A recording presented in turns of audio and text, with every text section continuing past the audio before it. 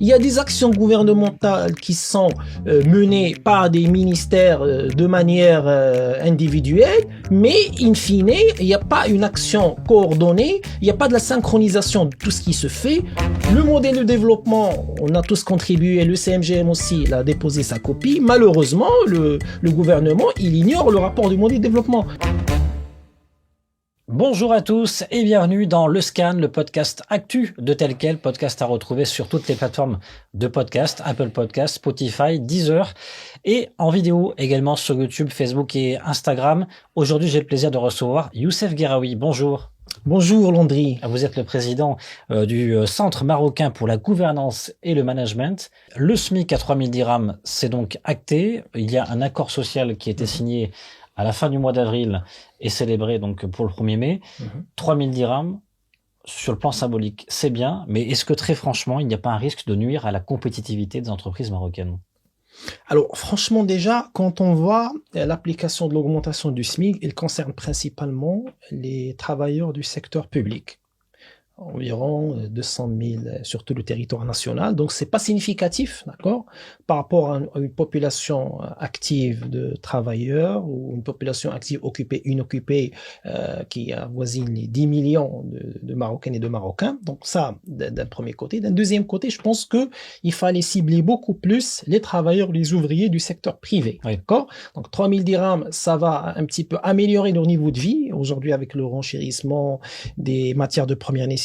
Donc, augmenter le SMIC dans le secteur privé, c'est le sujet d'actualité. Or, le problème, c'est que c'est quelques secteurs, quelques branches de secteurs qui vont être concernés. On parle d'une dizaine de milliers d'employés. Exactement. C'est très peu et selon moi, c'est pas ce qui va toucher à la compétitivité des entreprises. D'accord? Parce que vraiment, on n'est pas, le salaire moyen au Maroc, il est aux alentours de 6000 dirhams. Pardon, Youssef Guerraoui, mais finalement, oui. Ça veut dire quoi? Ça veut dire que le patronat, c'est lui qui sort gagnant de cet accord quand on sait qu'il y a, notamment plein de discussions qui vont être enchaînées dans les prochains mois sur le contrat, sur les retraites. Tout à fait. Ben, selon moi, le patronat, il est sorti avec un minimum de dégâts, d'accord.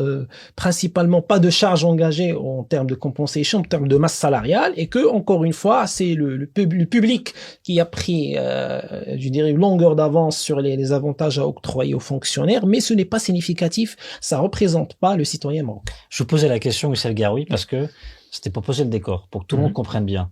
Oui. Finalement, dans un moment où on est en pleine inflation, dans une crise qui perdure encore aujourd'hui, est-ce qu'on peut se contenter d'une avancée sociale symbolique, mais ridicule sur l'aspect de la vie quotidienne des Marocains?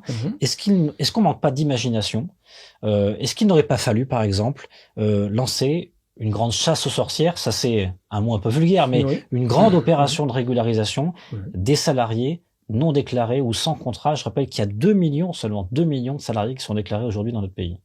Oui, mais déjà, on n'était pas sur une approche métastratégique de l'État, ou carrément une approche stratégique où on s'inscrit dans une perspective de triple P, de partenariat public-privé pour améliorer l'employabilité des jeunes au niveau du Maroc et bien évidemment insérer les gens qui travaillent dans le secteur informel. Aujourd'hui, si on dit que le secteur informel, c'est 30% du PIB, ce qui avoisine les 300 milliards de dirhams, derrière, il y a des milliers de travailleurs. Donc, il fallait s'attaquer au vrai problème, d'accord, lancer un vrai partenariat avec le secteur privé, bien évidemment, pour créer, bien évidemment, des écosystèmes qui vont permettre à ces entreprises de l'économie informelle d'intégrer le tissu entrepreneurial marocain et par conséquent déclarer leurs ouvriers, leurs travailleurs salariés en CNSS, les structurer, bien évidemment, autour d'une assurance maladie, etc. Et puis s'attaquer au vrai problème, l'employabilité des jeunes. Oui, donc on rate le coche quelque part. Quand on sait qu'on a un grand projet de généralisation de la couverture sanitaire, on aurait pu faire peut-être d'une pierre deux coups? Eh bien, on pouvait faire ça de manière concomitante, mais le plus important aujourd'hui, c'est aussi le taux de chômage qui est très élevé. Les chiffres officiels, on est à 12% pour une population active. Moi, je dirais même plus.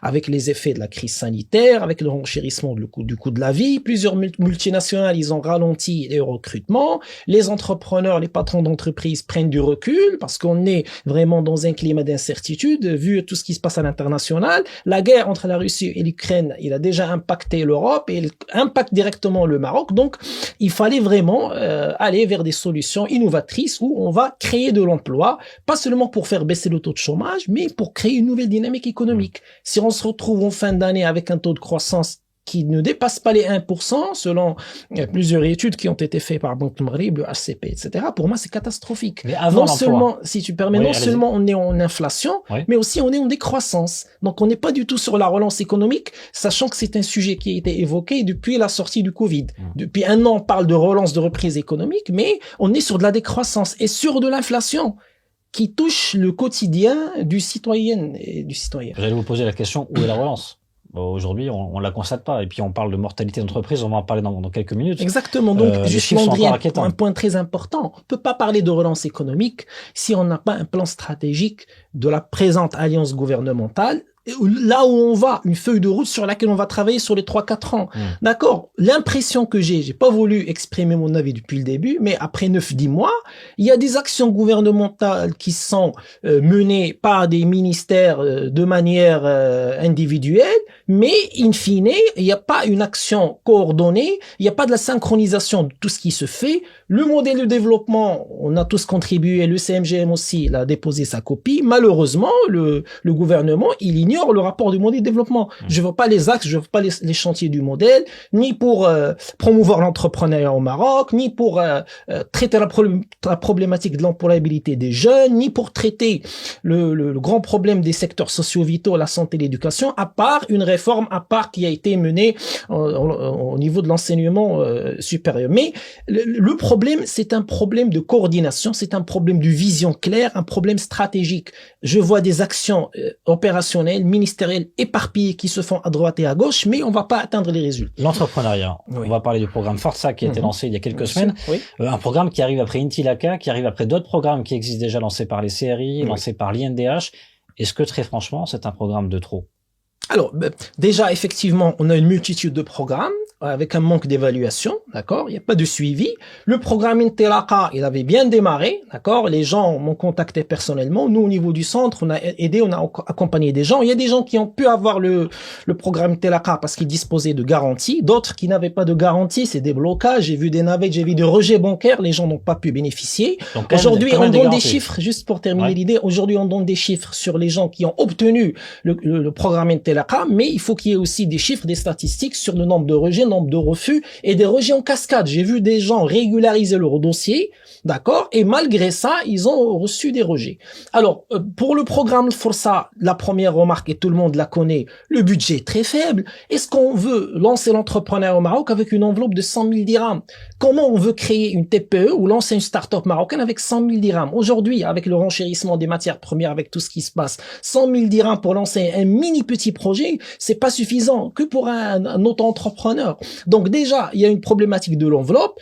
Pour moi, le processus, il est un peu lourd parce qu'on est sur des étapes, une présélection, approfondissement de l'étude, etc.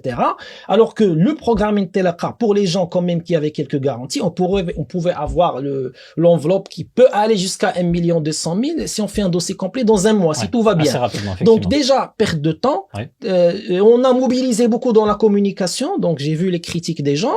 Et puis l'enveloppe, elle est très faible avec les 100 000 dirhams. Donc on va pas lancer une nouvelle dynamique entrepreneuriale, ni créer bien évidemment un nouveau écosystème où on va faire émerger une nouvelle génération de start-up. Forza vraiment aujourd'hui, à date d'aujourd'hui, avec ce qui est fait, c'est déjà du raté. Donc, c'est la question que j'allais vous poser. Donc, j'allais vous demander, est-ce que vous dites clairement aujourd'hui, c'est du raté déjà avant même que c'est commencé? Sauf pour des personnes individuelles, pour quelqu'un, un étudiant ou un jeune débutant qui veut tenter sa chance. Okay. Mais là, on sera sur du pré-entrepreneuriat. Si on veut être dans un entrepreneuriat professionnel, purement même social, on va pas le faire à 100 000 dirhams. Sinon, on est sur de la microfinance. Youssef Garoui, je voudrais parler mortalité des entreprises. Vous avez parlé de TPE, PME. C'est intéressant parce que on rappelle tout de même qu'aujourd'hui, 85-90% des PME et des TPE qui se constituent ne tiennent pas 5 ans et ont un capital de départ de moins de 10 000 dirhams. Et c'est une erreur stratégique. Malheureusement, c'est pas assez connu. Le capital faible 10 000 dirhams, c'est pas ce qui vous permet de perdurer sur la durée. C'est en partie responsable des défaillances d'entreprises. Quand on regarde les chiffres, crise Covid, plus 12% cette année pour 2022, attendu selon le cabinet Inforisk Dun Bradstreet. 840 entreprises chaque mois qui ferment leurs portes. Comment on arrête ça? Moi, je dirais même plus. Bon, on reste sur les chiffres officiels. Bon, déjà, je suis financé de formation. Effectivement, quand on lance une entreprise, la première des choses qu'on doit avoir, c'est les fonds propres. Donc, faible capital social signifie de faibles fonds propres et qui va pas permettre à l'entreprise d'avoir un fonds de roulement, donc un financement permanent pour pouvoir subvenir aux dépenses qui concernent le cycle d'exploitation. Mais au-delà de ça, même les entreprises qui avaient des apports, qui avaient des capitaux sociaux qui étaient importants. Le problème, c'est qu'il n'y a pas d'accessibilité au marché. On reste sur un chiffre d'affaires qui est très faible et des problématiques majeures pour l'accès à la commande publique, à la commande étatique, les marchés publics. Toujours, c'est les mêmes qui ont les contrats, qui ont les marchés, etc. Et donc, la PME ou la TPE marocaine, bien évidemment, elle se livre à elle-même et se trouve bien évidemment sans carnet de commande. Donc, une entreprise qui ne fait pas fructifier son chiffre d'affaires, comment elle va se développer, comment elle va exister, comment elle va survivre, comment elle va disposer de ce fonds de roulement pour financer les salaires, le loyer, toutes les dépenses qui sont liées à l'exploitation. On parle même pas des dépenses d'investissement. Donc vraiment, la problématique aujourd'hui est une problématique de carnet de commande, une problématique d'accès au marché. Et on parle pas des délais de paiement encore. Et les délais de paiement viennent aggraver la situation et c'est ce qui explique aujourd'hui le nombre de défaillances très élevé. Alors du coup, ma question est simple. À toutes ces problématiques qu'on vient d'évoquer, c'est quoi les solutions? Alors, bon, c'est vrai que j'ai des reproches à faire au gouvernement actuel, mais c'est pas que le gouvernement qui est responsable. D'accord? Ça, pour être très logique, donc, il faut qu'on s'inscrive dans une logique de stakeholders. Tout le monde est responsable. Il y a le patronat, CGM, part de responsabilité, les syndicats professionnels, les représentants des entreprises, ils ont une part de responsabilité, et bien évidemment, le gouvernement a une part de responsabilité qui est très claire. Si on avait lancé une dynamique entrepreneuriale, un partenariat public-privé, si on voulait écouter les gens qui accompagnaient les entreprises, si on voulait tabler avec eux pour recueillir les problèmes, d'accord? Notamment, je salue le président de la Confédération de la TPE. On a essayé de rapprocher le ministre concerné et donc, quelque sorte, il prend la fuite. Il veut pas nous rencontrer.